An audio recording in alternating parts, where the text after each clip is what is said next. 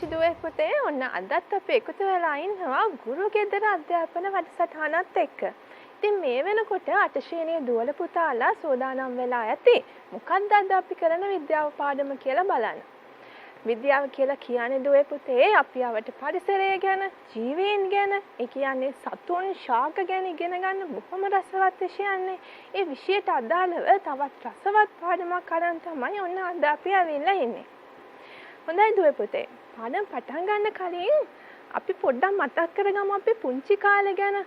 පුංචි දුවල පුතාලාට මතකද අපි කොහොමද ඉස්සෙල්ලාම මේ ලෝකෙට ආවේ කියලා? පුංචි බිරිඳෙක් විදියට ආපු අපි හැමෝම ළමා කාලය, තරුණ කාලය, වැඩිහිටි කාලය වගේ විවිධ කාලයන් ගත කරනවා. විවිධ වර්ධන අවස්ථා ගත කරනවා. ඉතින් අපි විතරක් නෙමෙයි දුවේ පුතේ. අපි අවට ඉන්න ශාක, සතුන් මේ හැමෝම විවිධ වර්ධන අවස්ථා ගත කරලා තමයි වැඩුණු ජීවීන් බවට පත් වෙන්නේ. ආසයි නේද? අපි අවට ඉන්න ශාක, සතුන් කොහොමද වර්ධනය වෙන්නේ කියලා බලන්න. අපි පුංචි වීඩියෝ එකක් බලලිමුද? කොහොමද මේ සතුන්ගේ ශාකවල වර්ධනය සිද්ධ වෙන්නේ කියලා. අපි බලලා ඉමු ඒක.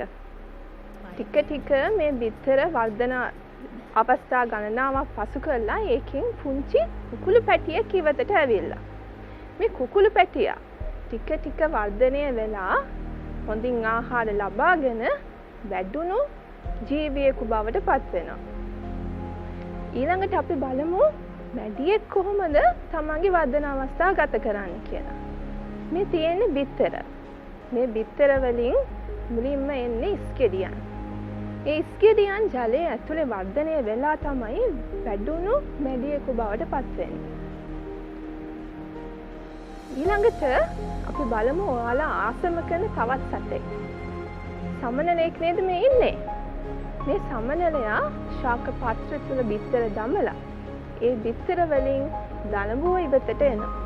මේ දලබුවන් ශාක පාත්‍ර ආහාර ගනිමින් ටික වර්ධනය වෙලා ඊළඟට පිළව අවස්ථාව ගත කරන්නේ කෝෂයක් ඇතුලේ. ඒ කෝෂයෙන් වැඩුණු සමනලයෙක් ඉවතට එනවා. ඊළඟට අපි මෙච්චර වෙලා දැක්කේ සතුන්නේ. මේ බලන්නකො පුංචි බීජ වලින් පොඩි පැල ඉවතට එනවා.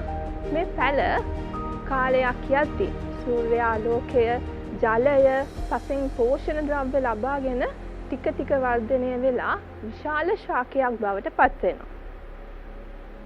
හොඳයි. අපි දැක්ක වගේ අපිට වගේම අපි අවට ඉන්න ශාක, සතුන් මේ හැමෝටම විවිධ වර්ධන අවස්ථා තියෙනවා. ඉතින් දුව පුතේ අපි මේ වර්ධන අවස්ථා ගැන තවදුරටත් ඉගෙන ගන්න පුළුවන් මේ ජීවීන්ගේ ජීවන චක්‍ර ගැන අධ්‍යයනය කළොත්. ඔන්න දුවේ පුතේ අද අපේ පාඩම ඔයාලගේ විද්‍යා පොතේ 12 වෙනි පාඩම ජීවීන්ගේ ජීවන චක්‍ර කියන පාඩම. අපි ඉස්සෙල්ලාම බලමු දුවේ පුතේ මොකද්ද මේ ජීවන චක්‍රයක් කියන්නේ කියලා. ජීවන චක්‍රයක් කියන්නේ දුවේ පුතේ දැන් ඔයගොල්ලෝ දැක්ක වගේ ජීවියෙකු උපතේ ඉඳලා තමන්ගේ මුළු ජීවිත කාලය ඇතුළතදීම පෙන්වන විවිධ වර්ධන අවදි අනුපිළිවෙලට ගත්තහම අපි ඒකට කියනවා ජීවන චක්‍රයක් කියලා. ඊළඟට බලන්නකෝ සමනලයේගේ ජීවන චක්‍රයක් දීලා තියෙනවා. මේ සමනලය බිත්තර වලින් ආරම්භ කළා දලබුව ඊළඟට කෝෂ අවස්ථාව ඊළඟට සමනලය විදිහට විවිධ වර්ධන අවදි ගත කරනවා. ඉතින් මොකටද මේ වර්ධන අවදි ගත කරන්නේ? විවිධ වර්ධන අවදි ගත කිරීමෙන් එයාලට හැකියාවක් ලැබෙනවා පුළුවන් තරම් ආහාර ලබාගෙන වැඩුණු සුහුඹලුකු බවට පත් වෙන්න. ඒ මගින් ඒ ජීවීන්ගේ පැවැත්ම තහවුරු කරගන්න එයාලට හැකියාව ලැබෙනවා. ඊළඟට දුවේ පුතේ මන් දීලා තියෙනවා ජීවීන් දෙදෙනෙක්ගේ ජීවන චක්‍ර දෙකක්. බලන්නකො පළවෙනි රූප සටහන. පළවෙනි රූප සටහනේ දීලා තියෙනවා මීයෙකුගේ ජීවන චක්‍රයක්. හොඳට බලන්නකො ජීවන චක්‍රය දිහා. පුංචි මී පැටියෙක් ටික වර්ධනය වෙලා වැඩුණු මීයෙකු බවට පත් වෙලා. හැබැයි පුතේ මේ ජීවන චක්‍රය දිහා බැලුවාම පේනවා මේ මීය වර්ධනය වෙද්දී එයාගේ බාහිර ස්වරූපය එච්චර වෙනස් වෙන්නේ නැහැ. මීයගේ ප්‍රමාණය වෙනස් වෙනවා. හැබැයි බාහිර ස්වරූපය එච්චර වෙනස් වෙන්නේ නැහැ. අපි ඊළඟ ජීවන චක්‍රය ගියා බැලුවොත් ඒ ඉන්නේ මැඩියෙක්. මැඩියගේ ජීවන චක්‍රය මුලින්ම බිත්තර, ඊළඟට ඉස්කෙඩි අවස්ථාව ගත කරලා ඊළඟට තමයි මැඩියෙක් බවට පත් වෙන්නේ. මෙන්න මේ ජීවන චක්‍රයේදී පේනවද දුවේ පුතේ එකිනෙකට වෙනස් බාහිර ස්වરૂප තියෙන ජීවන චක්‍රයේ අවස්ථා තියෙනවා. එහෙනම් දුවේ පුතේ මේ ජීවීන්ගේ ජීවන චක්‍ර ගත්තත් හැම ජීවන චක්‍රයක්ම එක වගේ නෑ. සමහර ජීවීන්ට තමන්ගේ ජීවන චක්‍රයේ අවස්ථාවල එක සමාන රූපීයව සමාන අවස්ථා තියෙනවා. හැබැයි තවත් සමහර ජීවීන්ට තමන්ගේ ජීවන චක්‍රය ඇතුළත තියෙන අවස්ථා බාහිර ස්වරූපයෙන් වෙනස්. ඊළඟට ඔයාලා ආස කරන තවත් සමනලයක් දීලා ඉන්නවා. ඒ සමනලයාගේ ජීවන චක්‍රය බලන්න. මුලින්ම බිත්තර, ඒ බිත්තර වලින් දලඹුවාගෙන් පස්සේ කෝෂ අවස්ථාව, ඊළඟට සමනලය. මේ අවස්ථා හතරම ගත්තාම මේ හතරම එකිනෙකට වෙනස්. බාහිර ස්වරූපය ගත්තාම මේ හැමදේම වෙනස්.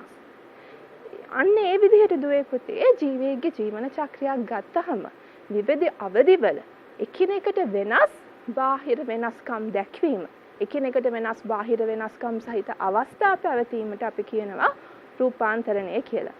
ඔන්න දුවේ පුතේ අද ඔයගොල්ලෝ අලුතෙන් වචනයක් ඉගෙන ගත්තා රූපාන්තරණය කියන එක. එහෙනම් රූපාන්තරණය කියලා කියන්නේ ජීවිකුගේ ජීවන චක්‍රයේ විවිධ අවදිවල එකිනෙකට වෙනස් බාහිර ස්වරූපයන් පෙන්වුම් කිරීම. ඉතින් දුවේ පුතේ ඇයි මේ ජීවීන් මේ විදිහට රූපාන්තරණය පෙන්වන්නේ?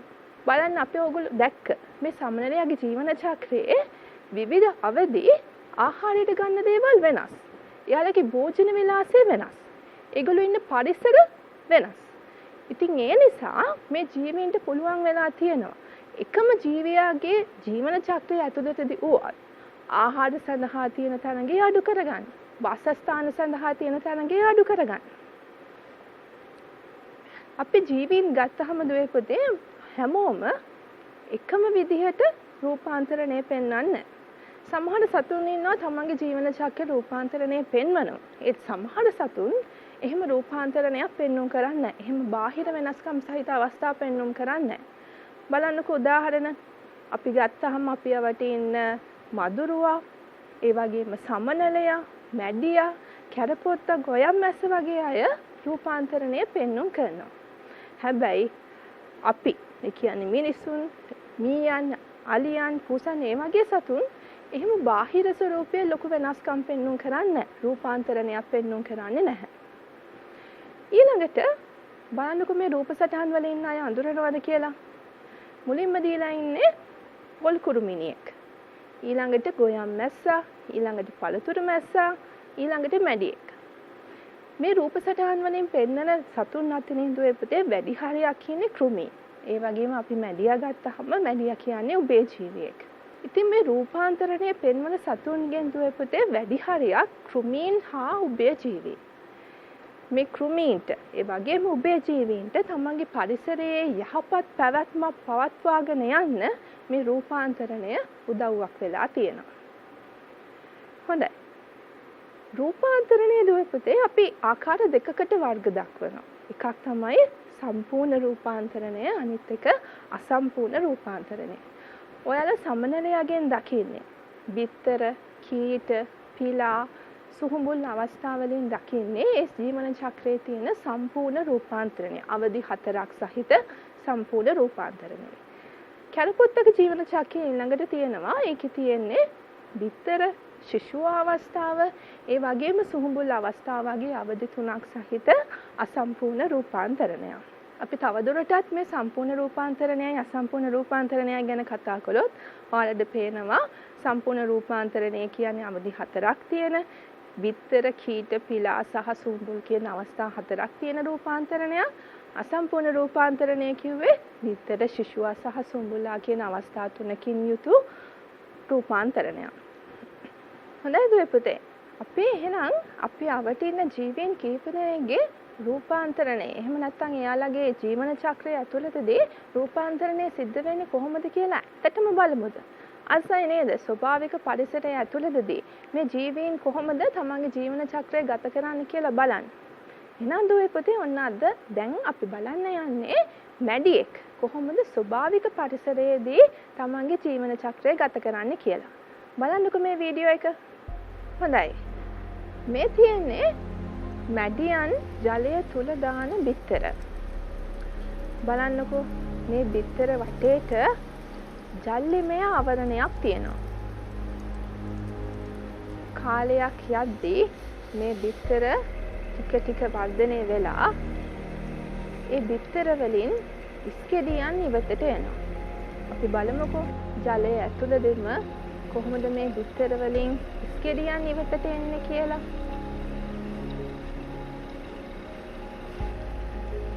දැන් පේනවනේ බිත්තර ඇතුලේ මේ ජීවීන් ටික ටික වර්ධනය වෙන හැටි.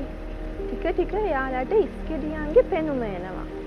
ඉස්කෙඩියෙක් වගේ එයාලගේ ශරීර කොටස් වර්ධනය වෙනවා.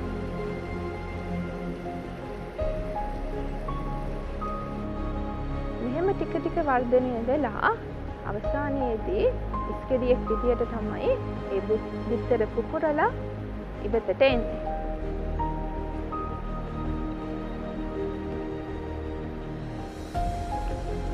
දැන් මේ ජීවීන්ගේ ටික ටික ජලක්ලෝම පේන්න පටන් ගන්නවා. මොකද මේ ඉස්කෙඩියන් ශ්වසනය කරන්නේ ජලක්ලෝම වලින්. වැඩුණු මැඩියෙක් වගේ නෙමෙයි. වැඩුණු මැඩියෙක් නම් පෙනහළු තියෙනවානේ. මේ ඉස්කෙඩිය ශ්වසනය කරන්නේ ජලක්ලෝම වලින්. පේනවනේ දැන් ඉස්කෙඩියන් ඉවතට ඇවිල්ලා එයාලා ටික ටික වර්ධනය වෙන හැටි. දුවේ පුතේ මේ ඉස්කෙඩියෝ වර්ධනය වෙද්දී එයාලා මැඩියන් වගේ නෙමෙයි. එයාලට පිහිනීමේ හැකියාව තියෙනවා. මේ ඉස්කෙඩියන් හරියට මත්ස්‍යයන් වගේ, කුඩා මසුන් වගේ. කුඩා මසුන්ට වගේම අනාකූල හැඩයක් මේ ඉස්කෙඩියන්ට තියෙනවා. මෙයාලගේ ආහාර ද්‍රව්‍ය වෙන්නේ ශාක ද්‍රව්‍ය. ජලය තුල තියෙන ශාක ද්‍රව්‍ය ආහාරයට අරගෙන ටික ටික වර්ධනය වෙනවා. ආහාර ද්‍රව්‍ය විදිහට ශාක ද්‍රව්‍ය ගන්න නිසා පුංචි පැලෑටි, ලපටි පැලෑටි ආහාරයට ගන්න නිසා අපි එයාලට කියනවා ශාක භක්ෂක ජීවීන් කියලා. තේනවනේ ඒගොල්ලෝ ශාක ද්‍රව්‍ය ආහාරයට ගන්න හැටි.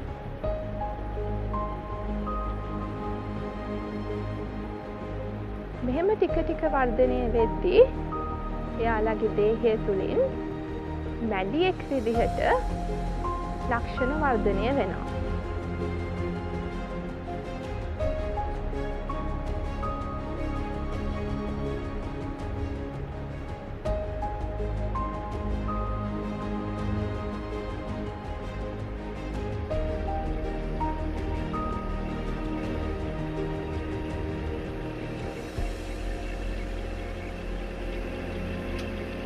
ඔයාලට දැන් පේනවනේ මේ ජීවීන්ගේ ශරීරය ඇතුළත ටික ටික වර්ධනය වෙලා මැඩියෙක් වගේ වර්ධනය වෙන හැටි.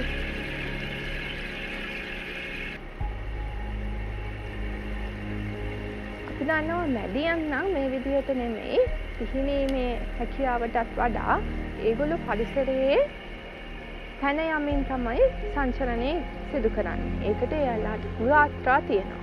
හැබැයි මේ ඉස්කෙඩියන්ට ගාත්‍රා පිහිටන්නේ එයාලා පිහිනීම තමයි සංචරණය ක්‍රමය විදිහට භාවිතා කරන්නේ.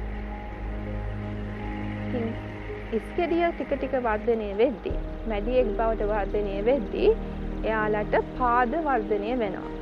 මැඩියෙක් විදිහට වර්ධනයට අවශ්‍ය පාද වර්ධනය වෙනවා.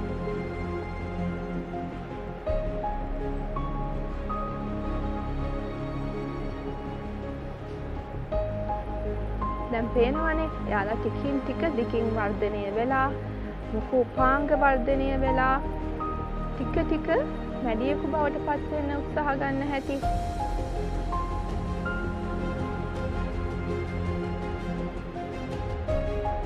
මේ විදිහට සති කීපයක් යද්දී එයාලා තවත් දිගින් වැඩි වෙලා ශරීරයේ අවයව වර්ධනය වෙලා, විශේෂයෙන්ම පසුපස ගාත්‍රා වර්ධනය වෙලා වැඩුණු මැඩියෙකු බවට පත් වෙනවා.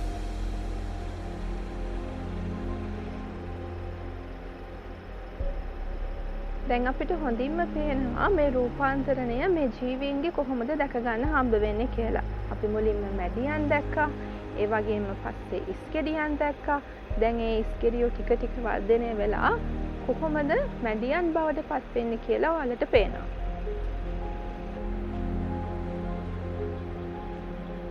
දැන් නම් ඒ ඉස්කෙඩියා ගොඩක් දුරට මැඩියෙක් විදිහට වර්ධනය වෙලා තියෙන්නේ.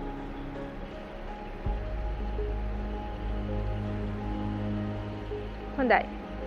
දැන් පේනවනේ අර හිටපු ඉස්කෙඩියා දැන් සම්පූර්ණයෙන්ම වර්ධනය වෙලා වැඩුණු මැඩියෙක් විදිහට වර්ධනය වෙච්ච හැටි.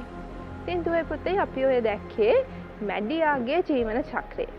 මැඩියෙක් ගත්තහම ප්‍රධාන අවස්ථා 3ක් තියෙන ජීවන චක්‍රයක් අපිට පේන්නේ. මුලින්ම බිත්තර, ඊළඟට ඉස්කෙඩියා, ඊළඟට වැඩුණු මැඩියෙක් ඉවතට එනවා. අපි මේ දැක්ක ජීවන චක්‍රයේ තිබ්බ අවස්ථා ටිකක් විස්තර කරමු. මුලින්ම ඔයාලා දැක්කා ගැහණු මැඩියන් කොහොමද වතුර ඇතුලේ බිත්තර දමන්නේ කියලා.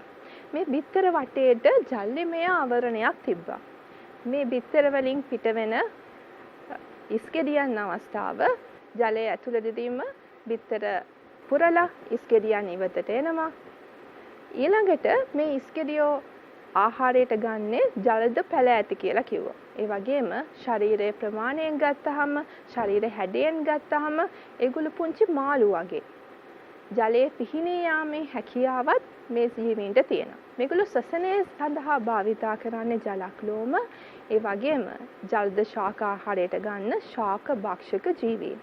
ජලයේ ඇතුළතදීම මේ සුහුඹුල් ජීවීන් මැඩියෙකු විදිහට වර්ධනය වුණා. දැන් පේනවා අපිට සුහුඹුල් මැඩියෙක් කොහොමද වර්ධනය වෙන්නේ කියලා. යට සංචරණය සඳහා පාද තියෙනවා. ඒ වගේම ශ්වසනය සඳහා පෙනහළු තියෙනවා. කෘමි සතුන් ආහාරයට ගන්න නිසා අපි යාලට කියනවා කෘමි භක්ෂක ජීවීන් කියලා. මේ පුතේ අපි ඊළඟට කතා කරන්න යන්නේ ඔයාලා තවත් ආස කරන ජීවියෙක්ගේ ජීවන චක්‍රයක්. අපි බලමුද සමනලයා තමන්ගේ ජීවන චක්‍රය ස්වභාවික පරිසරයේදී ගත කරන්නේ කොහොමද කියලා. අපි බලලෙමු. මේ තියෙන දුවේ පුතේ පුංචි සමනලුන්ගේ බිත්තර. ගැහණු සමනලුන් ශාක පත්‍රවල යටිපැත්තේ බිත්තර දමනවා. ඒ බිත්තරවල ඇලෙන සුළු ස්වභාවයක් තියෙනවා. ඒක නිසා ශාක පත්‍ර වල ඇලී ජීවත් වීමට මේ බිත්තර වලට හැකියාව ලැබෙනවා. මේ බිත්තර වලින් ඉවතට එන්නේ දලඹුවෙක්. විශේෂයෙන්ම මේ දලඹුව ශාක පත්‍ර ආහාරයට අරගෙන ටික ටික ලොකු වෙලා තමයි එයාගේ ජීවන චක්‍රය සම්පූර්ණ කරගන්නේ. පේනවනේ කොහොමද මේ දලබුවන් ශාක පත්‍ර ආහාරයට ගන්න කියලා. මේ විදිහට පුළුවන් තරම් ශාක පත්‍ර ආහාරයට ගන්න එයාලගේ මුඛ උපාංග හැඩ ගැසිලා තියෙනවා. විශේෂයෙන්ම ශාක පත්‍ර හපලා ආහාරයට ගන්න පුළුවන් විදිහට මුඛ උපාංග හපන්න පුළුවන් විදිහට වර්ධනය වෙලා තියෙනවා. අපි දැකලා තියෙනවානේ අපි ආස කරන පැල ඇටිවල මල් පැලවල අපේ භෝගවල මේ දලඹුවන් ජීවත් වෙන හැටි. මේ දලඹුවාගේ ශරීරයේ පැහැයගත්තු දුවේ පුතේ ගොඩක්ම එයා ඉන්න පරිසරයේ පැහැය ගන්නවා. ඒ පරිසරයේ පැහැය ගැනීමෙන් එයාලට උපකාරී වෙලා තියෙනවා එයාලව ගොදුරු කරගන්න එන ජීවීන්ගෙන් ආරක්ෂා වෙන්න. ඒ වගේම ඒගොල්ලන්ගේ ශරීරයේ තියෙනවා විෂ රෝම. ඒ විෂ රෝම නිසා එයාලට පුළුවන් වෙලා තියෙනවා සතුරන්ගෙන් ආරක්ෂා වෙන්න. බලන්නකෝ මේ දලබුවා මොකද්ද කරන්න යන්නේ කියලා. එයා ටික ටික එයාගේ ශරීරයේ වටා කෝෂයක් නිර්මාණය කරන්නයි යන්නේ. බලන්නකෝ කොච්චර ලස්සනට මෙයාගේ ශරීරයේ වටා කෝෂය නිර්මාණය වෙනවද කියලා.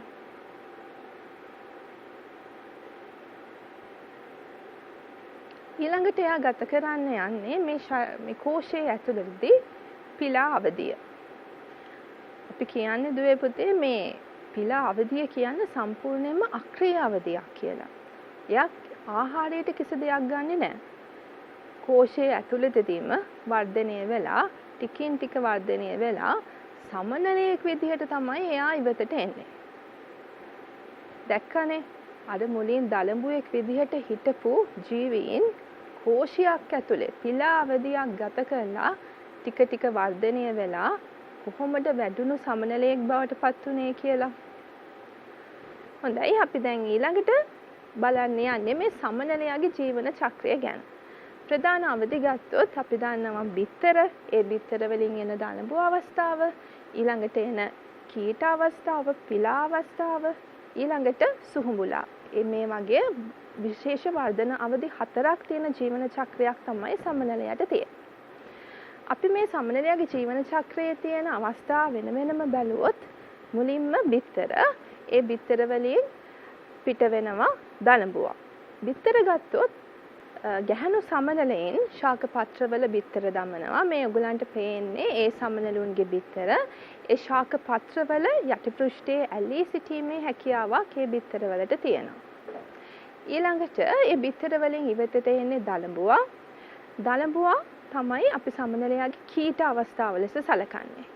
මේ දලඹුවා එයා ඉන්න උපස්තරයට ඇලී ඒ උපස්තරයේ පැහැය අරගෙන ජීවත් වෙනවා. ඊළඟට මේ දලඹුවන් ආහාරයට ගන්න ශාක කොටස්, ඒ ශාක කොටස් අනුභව කිරීමට මුඛ උපාංග හැඩ ගැසලා තියෙනවා. ඒ වගේම එයාලට සතුරන්ගෙන් ආරක්ෂා වීමට විෂ රෝම පිහිටලා තියෙනවා.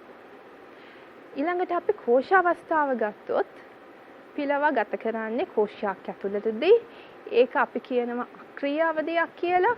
ඒ අක්‍රීය අවධිය තුළදී යා කිසිම දෙයක් ආහාරයට ගන්නෙ නැහැ. ඒ වගේම උපස්තරයකට ඇලී ජීවත් වෙනවා. කෝෂ අවධියෙන් පස්සේ එන්නේ සුහුඹුල් අවධිය. ඒ කියන්නේ සුහුඹුල් සමනලයේ කිවතට එනවා. මේ සුහුඹුල් සමනලයා මල් පැණි ආහාරයේ විදිහට අර ගන්නවා. මල් පැණි උරා බොන්න එයාට විශේෂිතව හැඩ ගැසුණු ශුණ්ඩාව කියන උපාංගය තියෙනවා. ඔන්න ඊළඟට දුවේ පුතේ අපි තවත් ජීවන චක්‍රයක් ගැන බලන්නයි යන්නේ. මේ දුවේ පුතේ කැරපොත්තන්ගේ ජීවන චක්‍රය. සමහර දුවේ පුතාලා එච්චර අසත් නැතුව ඇති. සමහර දුවේ පුතාලා ටිකක් බයත් ඇති. අපි බලමු ඊළඟට මේ වීඩියෝ එක කැරපොත්තන්ගේ ජීවන චක්‍රය ගැන. මේ තියෙන දුවේ පුතේ කැරපොත්තන් තමන්ගේ බිත්තර ඉවතට යවන අවස්ථාව. මේ ඉවතට එන්නේ කැරපොත්තන්ගේ බිත්තර. අපි බලමුකෝ මේ බිත්තර පුපුරලා ඉවතට එන ශිශු අවස්ථාව කොයි වගේද කියලා. අපි කලින් ජීවන චක්‍රවල දැක්කා ඒ ජීවන චක්‍රවල තිබ්බ අවස්ථා එකිනෙකට වෙනස්. බිත්තර එයින් එන කීටයන් සම්පූර්ණයෙන්ම සුහුඹුල් ජීවීන්ට වඩා වෙනස්. හැබැයි අපි බලමුකෝ මේ කැරපොත්තන්ගේ බිත්තර වලින් එළියට එන පුංචි පැටවුන් කොයි වගේද කියලා.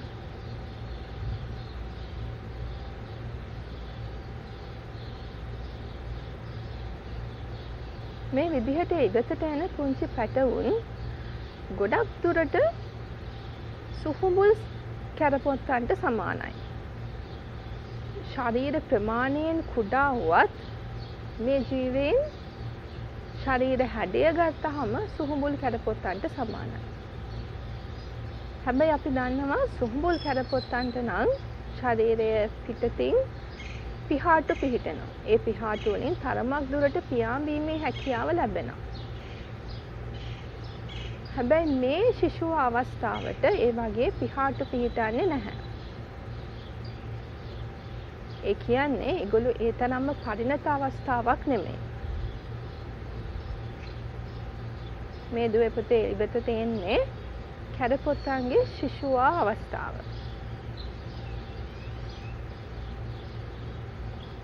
අපි බලමුකෝ එයාලා වර්ධනය වෙලා ටික ටික කොහොමද සුහුඹුල් කැරපොත්තගේ හැඩය ලබා ගන්න කියලා.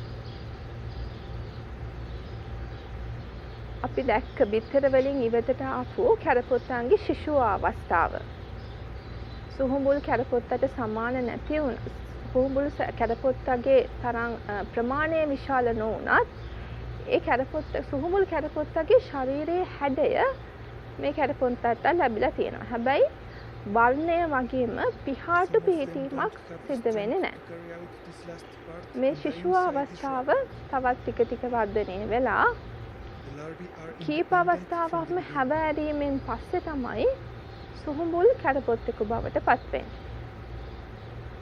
ඉතින් අපි මේ දැක්කා වගේ කැරපොත්තන්ගේ ප්‍රධාන ජීවන චක්‍රයේ අවස්ථා 3ක් තිබුණා. බිත්තර, ඒ බිත්තර වලින් ආපු ශිශුව අවස්ථාව, ඒ ශිශුවගෙන් වර්ධනය වෙලා හැවෑරීමෙන් හම්බුණු කැරපොත්තු අවස්ථාව, ඒ වගේ ආර්ධන අවස්ථා 3ක් තියෙන ජීවන චක්‍රයක් තමයි කැරපොත්තට තියෙන්නේ. මේ කැරපොත්ත ගත්තහම අපි යාගේ සුහුඹුල් අවස්ථාවට වඩා ශිශු අවස්ථාවේ තියෙන වෙනස්කම් ගත්තොත් අපි දැක්කා වගේම ඒ තරම් ප්‍රමාණයෙන් විශාල නොවුනට ශරීරයේ හැඩය බොහෝ දුරට සුහුඹලෙකු හා සමානයි. හැබැයි පියාපත් දරන්නේ නැහැ ශිශු අවස්ථාව. අපි මේ වෙනකන් දුවේ පුතේ දැක්කා සතුන් කීප දෙනෙක්ගෙම ජීවන චක්‍රය කොහොමද ගත වෙන්නේ කියලා. දුවේ පුතේ සතුන් විතරක් නෙමෙයි ශාකවලටත් මේ වගේ ජීවන චක්‍ර තියෙනවා. අපි බලමුද ශාකයක ජීවන චක්‍රය කොහොමද සජීවී පරිසරයේදී දකින්න හම්බ වෙන්නේ කියලා. හරි අපි බලලෙමු. පුංචි බීජ වලින් කොහොමද පැලයක් හටගන්නේ කියලා. දැක්කනේ පස ඇතුළත තියෙන පුංචි බීජ ටික කොහොමද වර්ධනය වෙන්නේ කියලා. පස තුලට ඒවායේ මූල පද්ධතිය වර්ධනය වෙනවා වගේම පසින් ඉහළට කඳ පත්‍ර ඊළඟට අපි මල් ඒ වගේම ගෙඩි ටික වර්ධනය වෙනවා. බලන්න කොච්චර අපූර්වද කියලා. අද පුංචි බීජයෙන් හටගත්තු පැලය ටික වර්ධනය වෙන හැටි. පරිසරයෙන් වායුන් වර්ග, ජලය, ඒ වගේම පෝෂණය, සූර්යාලෝකය මේ හැම බාහිර සාධකයක්ම ලබාගෙන ශාකයක් ඉහළට වර්ධනය වෙනවා. ඊළඟට මේ ශාකයෙන් විවිධ කොටස් සමහර ඒවායින් පුෂ්ප, සමහර ඒවායින් ගෙඩි ඉවතට එනවා. ඉතින් අපි ඉස්සෙල්ලා දැක්ක සතුන්ගේ ජීවන චක්‍ර වගේම ශාකවලටත් මේ විදිහට ජීවන චක්‍ර තියෙනවා. පුංචි බීජ වලින් ලපටි ශාක එනවා. ඒ ලපටි ශාක ක්‍රමයෙන් වැඩුණු ශාක බවට පත් වෙනවා. දැක්කනේ අපේ ස්වභාව ධර්මයේ කොච්චරනම් අපූර්වයිද කියලා.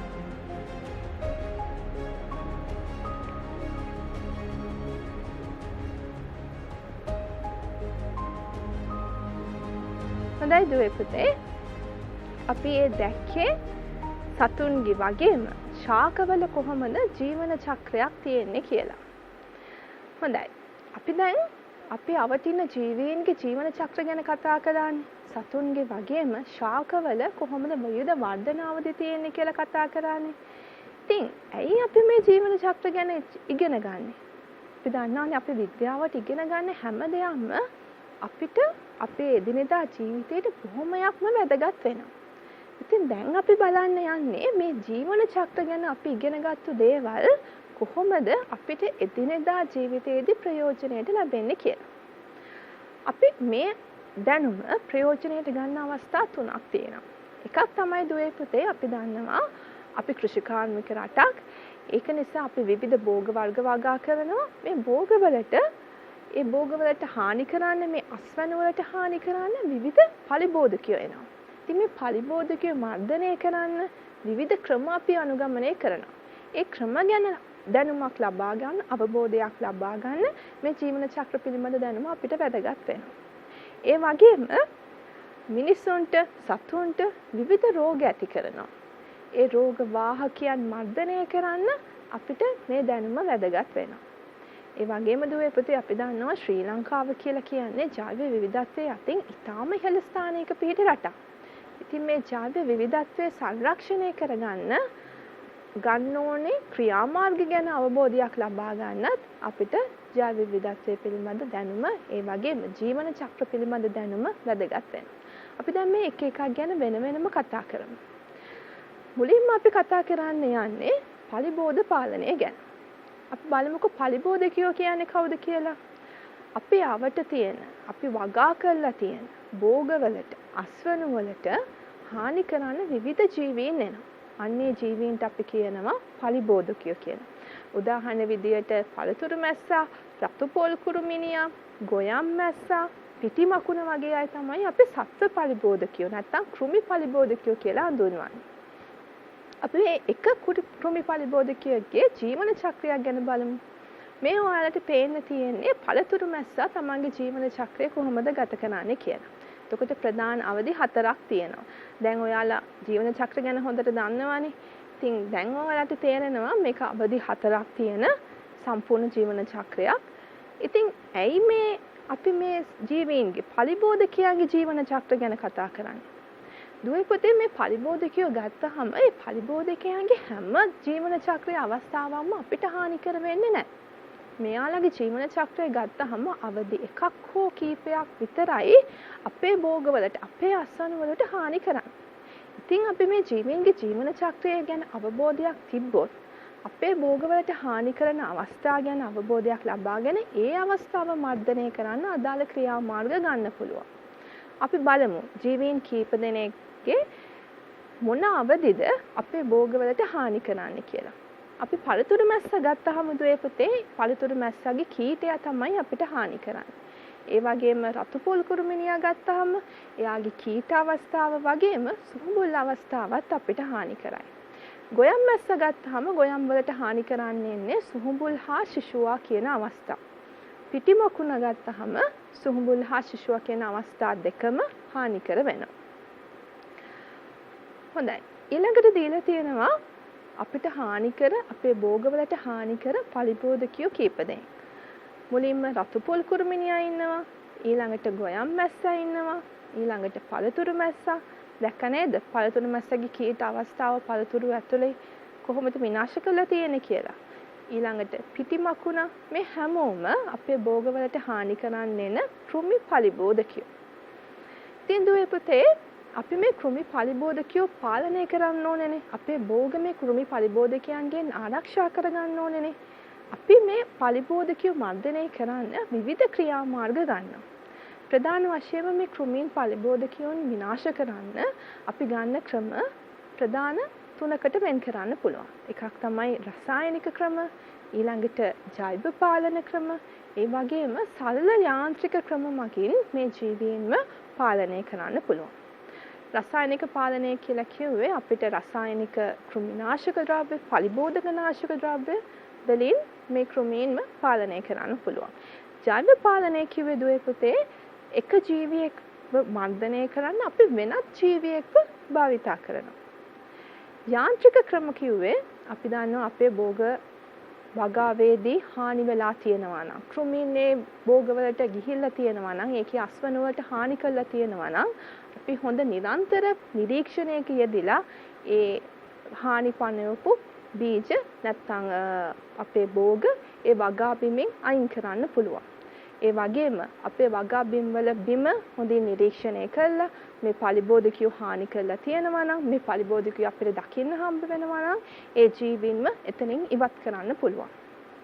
ඒ වගේම දුවේ පුතේ අතීතයේදී අපි මේ කෘමීන් විනාශ කරන්න ඒ වගේම මේ කෘමි පලිබෝධකයෝ මර්ධනය කරන්න විවිධ සාම්ප්‍රදායික ක්‍රම අනුගමනය කළා.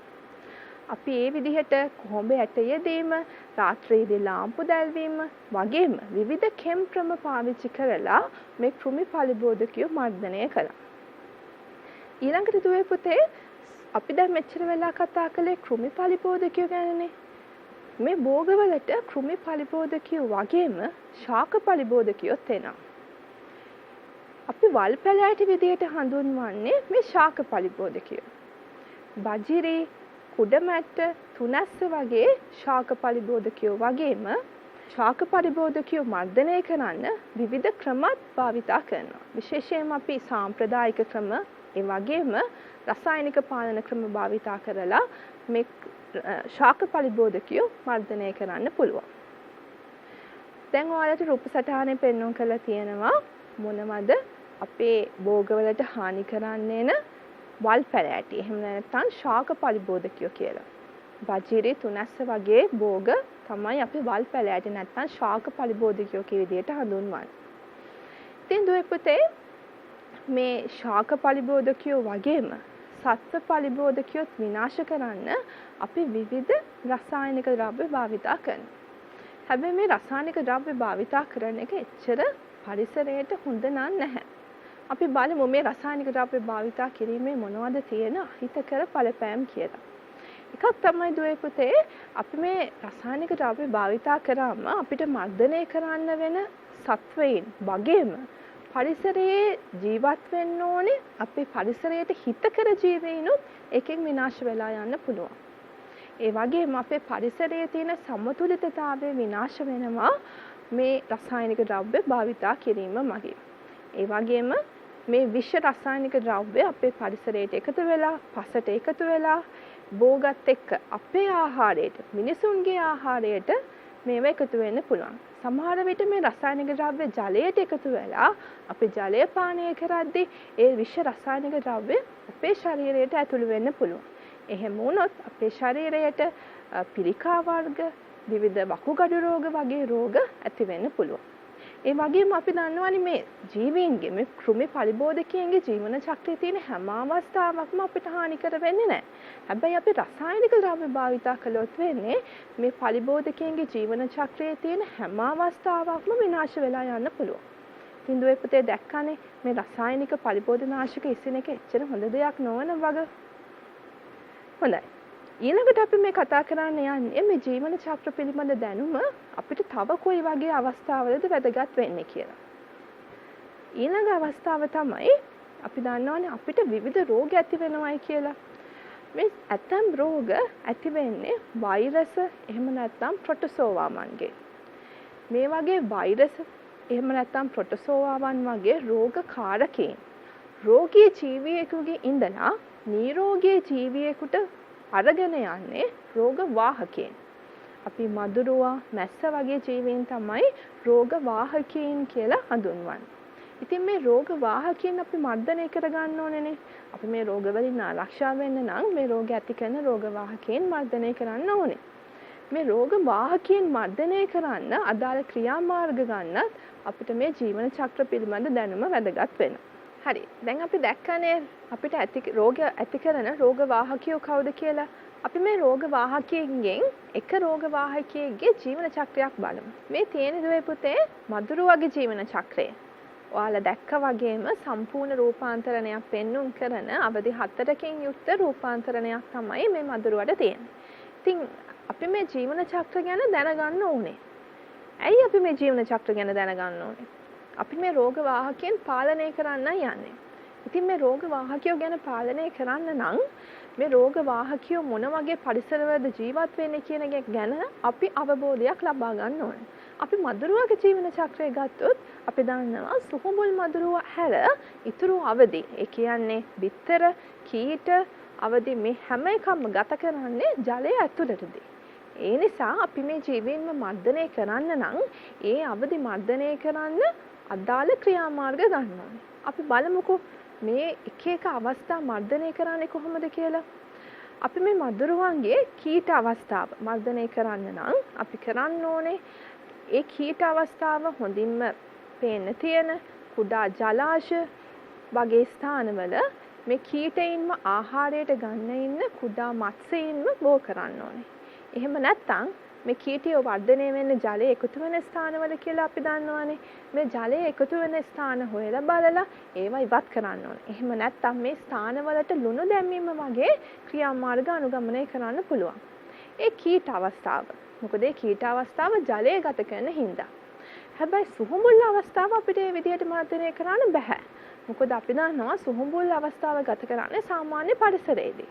එහෙනම් මේ සුහුඹුල් අවස්ථාව මර්ධනය කරන්න අපි ගන්නේ ධූමකරණය වගේ රසායනික ක්‍රම.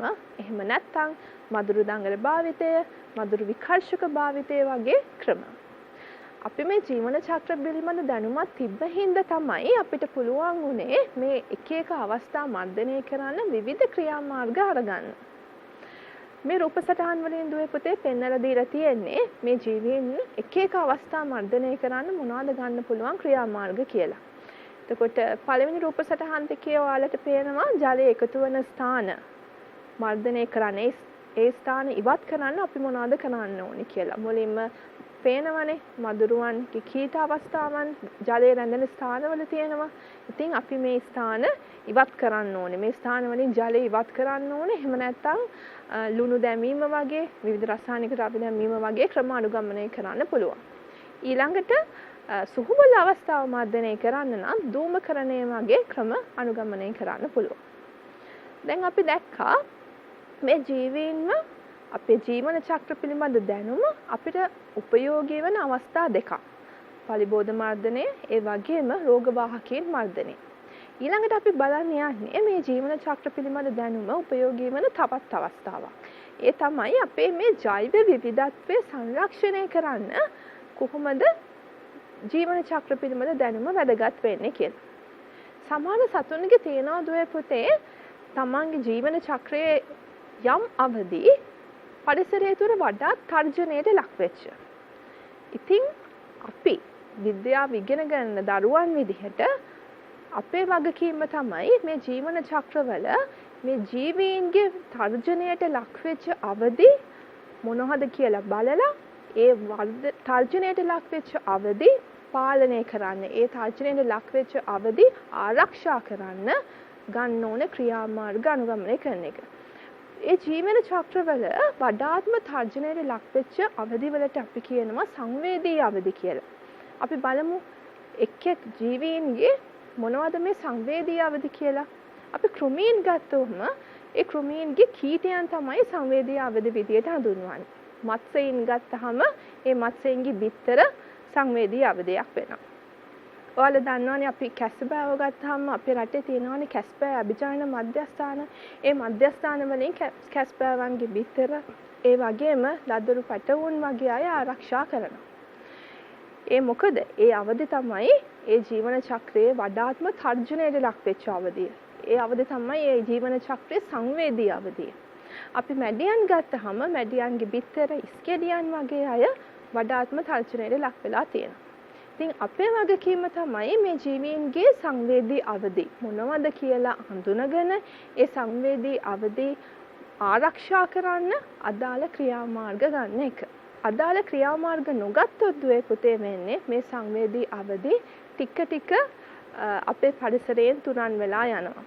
සමහර විට අපි අදාළ ක්‍රියාමාර්ග නොගත්තොත් මේ ජීවීන්ගේ සංවේදී අවදි ආරක්ෂා කරගන්න නිසි ක්‍රියාමාර්ග නොගත්තොත් වෙන්නේ අපේ පරිසරයේ මේ ජීවීන් සම්පූර්ණයෙන්ම තුනන් වෙලා යන්නත් පුළුවන්. ඒක නිසා අපේ වගකීම වෙන්නේ අපි ජෛව විවිධත්වය ආරක්ෂා කරන දුවා දරුවන් විදියට අපේ වගකීම වෙන්නේ ජීවන චක්‍ර පිළිබඳ හොඳ දැනුමක් ලබාගෙන මේ ජීවන චක්‍රවල මොනවද සංවේදී අවදි කියලා හඳුනගෙන ඒවා ආරක්ෂා කරන්න නිසි ක්‍රියාමාර්ග අනුගමනය කරන එක. හොඳයි දුවේ පුතේ. අද අපි පාඩමෙන් කතා කරේ මේ ජීවීන්ගේ ජීවන චක්‍ර ගැන. අපි මුලින්ම කතා කළා මොකද්ද ජීවන චක්‍රයක් කියන්නේ කියලා. ඊට පස්සේ අපි කතා කළා මේ ජීවීන්ගේ ජීවන චක්‍රය තුල විවිධ අවදි තියෙනවායි කියලා. රූපීයව වෙනස් විවිධ අවදි තියෙනවායි කියලා. අපි ඒකට කිව්වා රූපාන්තරණය කියලා. ඒ වගේම සම්පූර්ණ රූපාන්තරණයක් තියෙන අසම්පූර්ණ රූපාන්තරණයක් තියෙන සත්තු කවුද කියලා අපි අඳුනගත්තා. ඒ රූපාන්තරණයේ තියෙන සත්තුන්ගේ ජීවන චක්‍රය අපි බැලුවා. ඊළඟට අපි ශාකවලත් ජීවන චක්‍රයක් තියෙනවා. ඒ ජීවන චක්‍රවල තියෙන විවිධ අවදි නිරීක්ෂණය කළා. ඊළඟට අපි කතා කළා මේ ජීවන චක්‍ර ගැන අවබෝධයක් ලබා ගැනීම අපේ ජීවිතයට කොහොමද හේතුවක් වෙන්නේ? අපේ ජීවිතයට කොහොමද ඒක ප්‍රයෝජනයක් වෙන්නේ කියලා. ඉතින් මේ ජීවන චක්‍ර පිළිබඳ දැනුම අපේ ප්‍රයෝජනයක් වෙනවා. අපේ භෝගවලට එන අස්වනු වලට එන පලිබෝධකය මර්ධනය කරන්න, රෝග වාහක ජීවීන් විනාශ කරන්න, ඊළඟට ජෛව විවිධත්වය සංරක්ෂණය කරන්න. මෙන්න මේ වගේ විවිධ අවස්ථාවලදී අපිට ජීවන චක්‍ර පිළිබඳ දැනුම වැදගත් වෙනවා. ඉතින් මේ පාඩම දුවේ පුතේ අපේ 8 වසර ශ්‍රේණියේ විභාගයට ගොඩක්ම ප්‍රශ්න එන පාඩමක්. ඉතින් අපි මේ පාඩම පිළිබඳ හොඳ දැනුමක් ලබාගෙන විභාගයට විතරක් නෙමෙයි අපේ ජීවිතයටත් මේ පාඩමෙන් ලබාගත්තු දේවල් අපේ ජීවිතයටත් එකතු කරගන්න අපිට පුළුවන්කම තියෙන්න ඕනේ. විශේෂයෙන් අපි විභාගය අරමුණු කරොත් මේ ජීවීන්ගේ විවිධ ජීවන චක්‍ර ගැන ඒ වගේම මේ ජීවන චක්‍රයේ විවිධ අවධි ගැන අපිට ප්‍රශ්න වලට මුහුණ දෙන්න සිද්ධ වෙනවා. හොඳයි දුවේ පුතේ. අපි දැන් අද කතා කළා වගේ ඕගොල්ලෝ මේ ජීවන චක්‍ර, මේ සතුන්ගේ ජීවන චක්‍ර, ඒ වගේම ශාකවල ජීවන චක්‍ර ගැන තව වැඩිදුර අධ්‍යයනය කරලා මේ පරිසරයේ තියෙන අලංකාරය, පරිසරයේ තියෙන අපූර්වත්වය විඳින්න. ඒ පරිසරයේ ලස්සන විඳින්න. මේ ශාක, මේ සතුන් අපේ පරිසරයට කොච්චර අලංකාරයක් දීලා තියෙනවද? කොච්චර නිර්මාණශීලීත්වයක් දීලා තියෙනවද? මේ සතුන්ගේ මේ ශාකවල පැවැත්මට මේ ජීවන චක්‍ර කොච්චර වැදගත් වෙනවද? බලන්න මේ එක් ජීවන චක්‍රවල විවිධ අවස්ථා, විවිධ ආහාර ද්‍රව්‍ය, විවිධ වාසස්ථානවල ගත කරන එක, මේ අපේ පරිසරයේ නිර්මාණය වෙලා තියෙන හැටි ගැන අවබෝධයක් ලබා ගන්න. ඉතින් අපි ඊළඟ දවසේ මේ විදිහටම ඉතාමත් රසවත්ම පාඩමක් අරගෙන ඔයාලා ළඟට එන්න. ඔයාලා හැමෝටම ආයුබෝවන්.